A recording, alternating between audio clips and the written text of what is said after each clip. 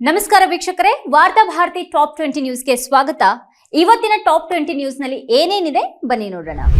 ಪ್ರಧಾನಿ ನರೇಂದ್ರ ಮೋದಿ ಅವರು ಫೆಲಿಸ್ತೀನ್ ಸಮಸ್ಯೆಗೆ 2 ರಾಷ್ಟ್ರ ಪರಿಹಾರಕ್ಕೆ ಭಾರತದ ಬೆಂಬಲವನ್ನು ಪುನರುಚ್ಚರಿಸಿದ್ದಾರೆ.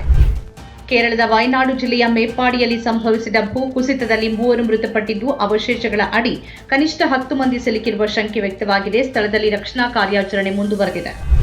ರಾಮ ಮಂದಿರ ದೇಣಿಗೆ ದುರುಪಯೋಗ ಪ್ರಕರಣದ ಕುರಿತು ತನಿಖೆ ನಡೆಸುತ್ತಿರುವ ಎಸ್ಐಟಿ ಟ್ರಸ್ಟ್ ವಿವಿಧ ಕಾರ್ಯಕ್ರಮಗಳಿಗೆ ವ್ಯಯಿಸಿದ 124 ಕೋಟಿ ರೂಪಾಯಿಗೂ ಹೆಚ್ಚು ಮೊತ್ತದ ಹಣಕಾಸಿನ ಬಗ್ಗೆನೂ ತನಿಖೆ ನಡೆಸುತ್ತಿದೆ ಅಂತ ವರದಿಯಾಗಿದೆ.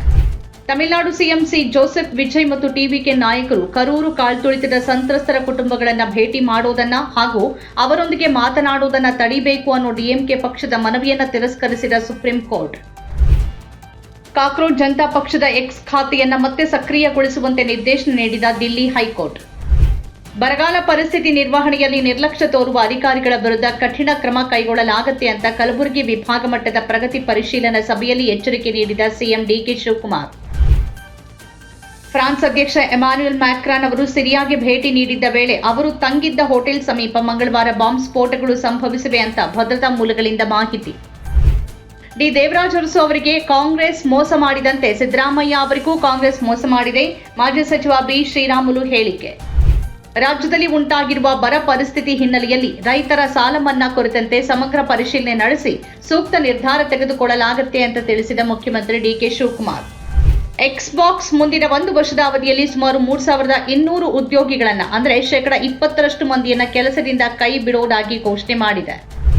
ಎಐಎಡಿಎಂಕೆ ಪಕ್ಷದ ಮುಖ್ಯಸ್ಥ ಎಡಪ್ಪಾಡಿ ಕೆ ಪಳನಿಸ್ವಾಮಿ ಅವರ ಸೋದರ ಸಂಬಂಧಿ ಹಾಗೂ ಪಕ್ಷದ ನಾಯಕ ಕೆಬಿಎಸ್ ರಾಜಾ ಅವರು ತಮ್ಮ ಬೆಂಬಲಿಗರೊಂದಿಗೆ ಪಕ್ಷಕ್ಕೆ ರಾಜೀನಾಮೆ ನೀಡಿದ್ದಾರೆ. ಸೋಮವಾರ ಒಮಾನ್ ಕರಾವಳಿಯಲ್ಲಿ ಹಾರ್ಮುಜ್ ಜಲಸಂಧಿ ಬಳಿ ತೈಲ ಟ್ಯಾಂಕರ್ಗೆ ಅಪರಿಚಿತ ಕ್ಷಿಪಣಿ ಅಪ್ಪಳಿಸಿ ಬೆಂಕಿ ಹೊತ್ತುಕೊಂಡಿದೆ ಅಂತ ಬ್ರಿಟಿಷ್ ಕಡಲ ಭದ್ರತಾ ಸಂಸ್ಥೆ ಯುಕೆಎಂಟಿಒ ಹೇಳಿದೆ. ತೂಗು ಸೇತುವೆಗಳ ಸರದಾರ ಪದ್ಮಶ್ರೀ ಪುರಸ್ಕೃತ ಡಾಕ್ಟರ್ ಗಿರೀಶ್ ಭಾರದ್ವಾಜ್ ಅವರು ಮಂಗಳವಾರ ಮುಂಜಾನೆ ಸುಳ್ಯದ ಕೆವಿಜಿ ಆಸ್ಪತ್ರೆಯಲ್ಲಿ ನಿಧನ. ಅವರಿಗೆ ಸುಮಾರು 76 ವರ್ಷ ವಯಸ್ಸಾಗಿತ್ತು. ಸತತ 3ನೇ ದಿನವೂ ಭಾರೀ ಮಳೆ ಮತ್ತು ಬಿರುಗಾಳಿಗೆ ತತ್ತರಿಸಿದ ಮುಂಬೈ. ರಾಜ್ಯದ ಇತರ ಭಾಗಗಳಲ್ಲೂ ಧಾರಾಕಾರ ಮಳೆಯಿಂದಾಗಿ ಜನಜೀವನ ಅಸ್ತವ್ಯಸ್ತ. ಬೀದಿ ವ್ಯಾಪಾರಿಗಳನ್ನ ಜೀವನೋಪಾಯದಿಂದ ಹೊರಹಾಕುವುದಿಲ್ಲ, ಬದಲಾಗಿ ಅವರಿಗೆ ಪರ್ಯಾಯ ಸ್ಥಳಗಳನ್ನು ಕಲ್ಪಿಸಿ ಸ್ಥಳಾಂತರಿಸಲಾಗುತ್ತೆ ಅಂದ ಮುಖ್ಯಮಂತ್ರಿ ಡಿಕೆ ಶಿವಕುಮಾರ್. ರಾಮ ಮಂದಿರ ದೇಣಿಗೆ ಕಳ್ಳತನದ ಆರೋಪ ಎದುರಿಸುತ್ತಿರುವ 8 ಎಣಿಕೆ ಸಿಬ್ಬಂದಿಯಲ್ಲಿ ಒಬ್ಬನಾದ ಅವಿನಾಶ್ ಶುಕ್ಲಾ ತಪ್ಪೊಪ್ಪಿಗೆಯನ್ನು ಉಲ್ಲೇಖಿಸಿ ಕದ್ದ ಹಣದಲ್ಲಿ ದುಬಾರಿ ಐಫೋನ್ ಮತ್ತು ಮದುವೆಗೆ ಹಣಕಾಸು ಒದಗಿಸೋಕೆ ಬಳಸಿದ್ದಾರೆ ಅಂತ ಮೂಲಗಳಿಂದ ವರದಿ. 2 ದಶಕಗಳಲ್ಲೇ ಇದೇ ಮೊದಲ ಬಾರಿಗೆ ಏಷ್ಯಾ ಖರೀದಿದಾರರಿಗೆ ಕಚ್ಚಾ ತೈಲ ಬೆಲೆಯಲ್ಲಿ ಅತಿದೊಡ್ಡ ಕಡಿತವನ್ನು ಘೋಷಣೆ ಮಾಡಿದ ಸೌದಿ ಅರೇಬಿಯಾ. 3 ರಾಷ್ಟ್ರಗಳ ಪ್ರವಾಸದ ಅಂಗವಾಗಿ ಇಂಡೋನೇಷಿಯಾಗೆ ಭೇಟಿ ನೀಡಿರುವ ಮೋದಿ ಅವರಿಗೆ ಅಲ್ಲಿನ ಅತ್ಯುನ್ನತ ನಾಗರಿಕ ಗೌರವವಾದ ಬಿಂಟಾಂಗ್ ಆದಿಪೂರ್ಣ ಪ್ರಶಸ್ತಿ ನೀಡಿ ಸನ್ಮಾನಿಸಲಾಗಿದೆ.